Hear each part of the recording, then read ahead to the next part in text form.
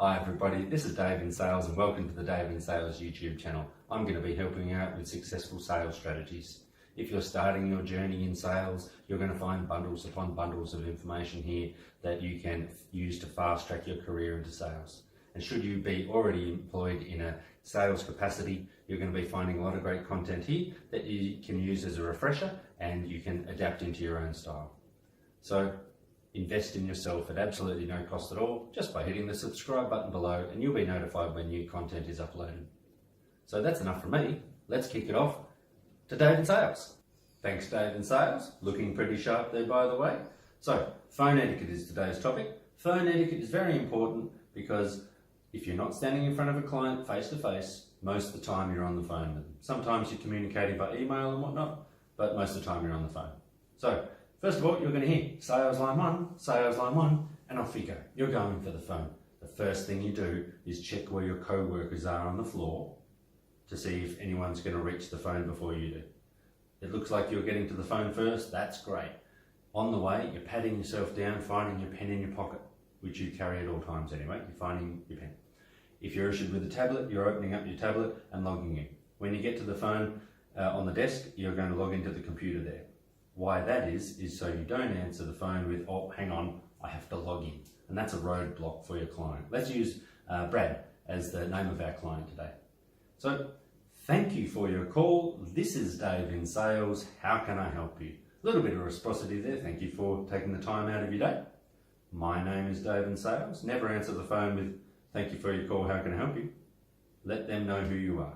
So, Brad, in this example, we're going to use great tone of voice. We're going to be standing up. We're going to have a lungs full of air. We're going to have a great smile on our face. Brad is going to hear that we're interested in our job and we want to help Brad. Brad, in this example, let's take a message from Brad on this one.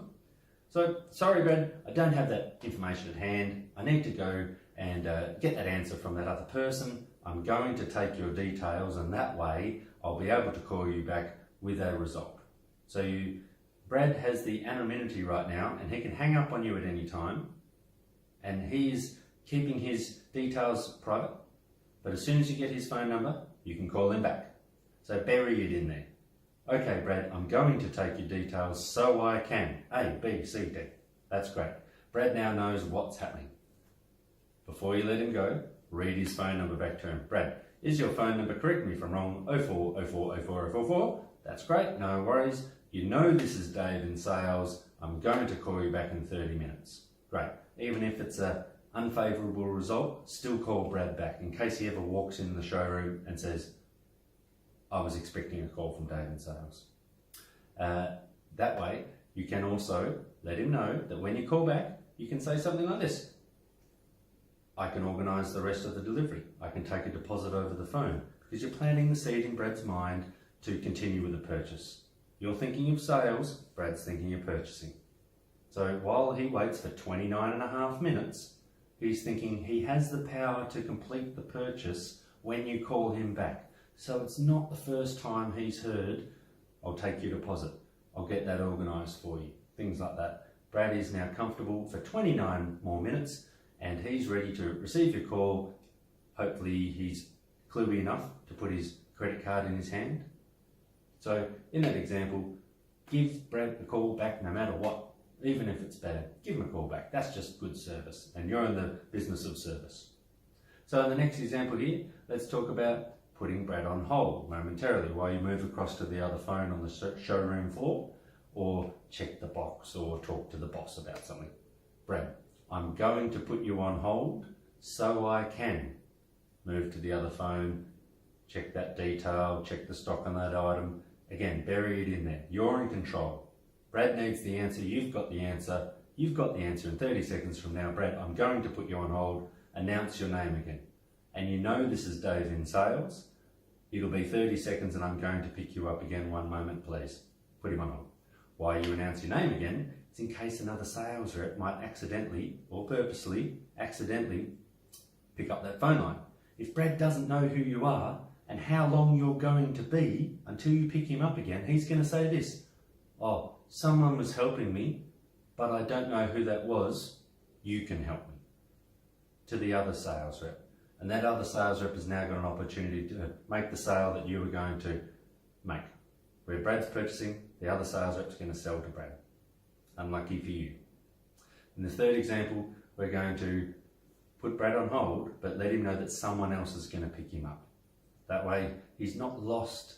He knows the name of the next person that's going to pick him up in the time frame that they're going to pick him up in and what's going to happen.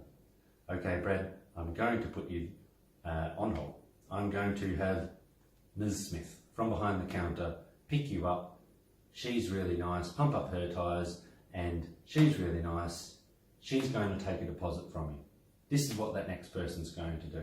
So Brad knows who and what is happening on his phone call. Now remember, Brad could be in sales as well. So Brad knows good service and Brad knows bad service. Brad has the chance to hang up the phone anytime Brad likes because you're just putting him on hold for someone else to pick up. So phone etiquette, very important. Standing up, lungs full of air, big smile on your face, in your voice, tools of the trade in your hand, no slowing down, no roadblocks, no hang on, I've got to log in, none of that business, and you're going to make more sales. Thank you, Dave in Sales. What great advice. A big thank you also to everybody who's invested in themselves and watched the video. So if you haven't already subscribed to the channel, please click the subscribe button right there, and that way you'll be notified when new videos are released and we can keep that momentum going. Here is also the channel information, so you can browse all the available videos and pick the ones that you believe will strengthen your weaknesses and help you improve your sales. Happy selling!